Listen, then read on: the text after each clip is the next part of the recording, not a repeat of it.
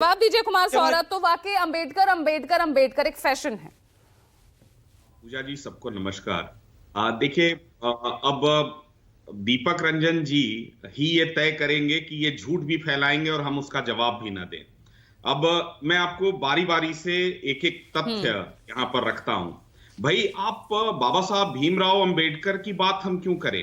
आप प्रारंभ करें आजादी के आंदोलन में जितने भी प्रणेता रहे, चाहे वो सरदार पटेल हो या लाल बहादुर शास्त्री हो या डॉक्टर राजेंद्र प्रसाद हो या जितने भी विभूति हैं, आप मुझे एक व्यक्ति का नाम बताएं कि 1950 से लेकर 1990 तक कांग्रेस पार्टी ने विशेष रूप से उन विभूतियों के लिए क्या किया। पहली बात, आप 100 से ज्यादा योजनाओं का नाम नेहरू गांधी परिवार के नाम पर रख लेते हो, 100 से ज्यादा संस्थानों और 66 से ज्यादा योजनाओं का नाम आप अपने नाम पर रख लेते हो, स्वयं को भारत रत्न दे देते हो, आप 3-3 परिवार के लोगों को आप स्वयं से स्वयं को भारत रत्न दे देते हो, लेकिन संविधान के रचयिता की याद इनको 4 दशक तक नहीं आती है।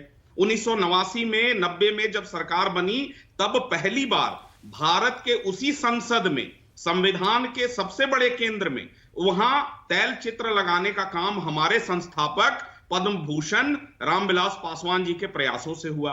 भारत रत्न बाबा साहब को हम कैसे ये उद्देलित करेंगे कि हम बाबा साहब का सम्मान करते हैं, उनके विचारों का सम्मान करते हैं, उनके समतामूलक समरस समाज बनाने की परिकल्पना का सम्मान करते हैं। भाई, ये वही लोग हैं जो 2-2 बार बाबा साहब अंबेडकर को चुनाव हरवाए।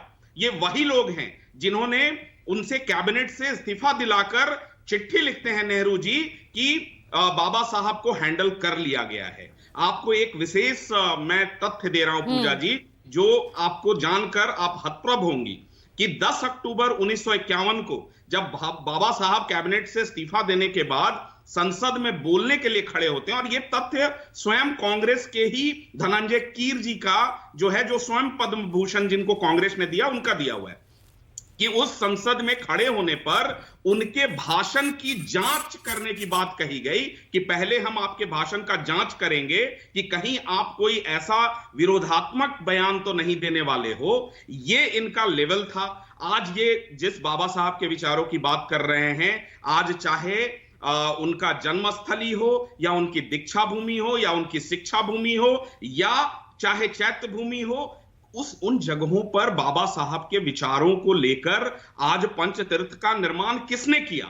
आपने हमेशा, आप ये प्रपंच फैलाते रहे लोकसभा अगर सब कुछ इतना ठीक है तो क्यों डिफेंडिंग मोड में, क्यों ये पोस्ट गोल की तरह लग रहा है, क्यों घिरती नजर आ रही है फिर बीजेपी इस पर? क्यों, कहां कि गृह मंत्री को प्रेस कॉन्फ्रेंस करनी पड़ जाती है? कुमार सौरभ, इन्होंने सेल्फ गोल किया है। मैं आप बोल रहा हूं, ये अनगाइडेड मिसाइल है जो अब इनको लगने वाला है, क्योंकि इससे पहले ये चर्चा नहीं होती थी देश में कि बाबा साहब को लेकर इनके खुद के कर्म क्या हैं। अब हम गांव-गांव पंचायत तक जाएंगे। एनडीए, भारतीय जनता पार्टी, लोक जनशक्ति पार्टी रामविलास और हमारे नेता ने, आदरणीय चिराग पासवान जी ने भी कहा है कि हम जनता तक जाएंगे, और इनका एक प्रपंच चल गया था लोकसभा चुनाव में। इस बार हम गांव-गांव जाएंगे और इनके कर्मों को हम गांव के एक-एक व्यक्ति तक बताएंगे कि कैसे इन्होंने बाबा साहब को, सरदार पटेल को, सभी विभूतियों को अपमानित करने का काम किया है। और यह अपमान यहां तक नहीं रुका है, ये अपमान आज भी कर रहे हैं। ये कभी कहते हैं आरक्षण खत्म हो जाएगा, कभी कहते हैं अरे तो आरक्षण की समीक्षा होनी चाहिए। ये बयान भी किसने दिया था? आरएसएस प्रमुख ने दिया था ना।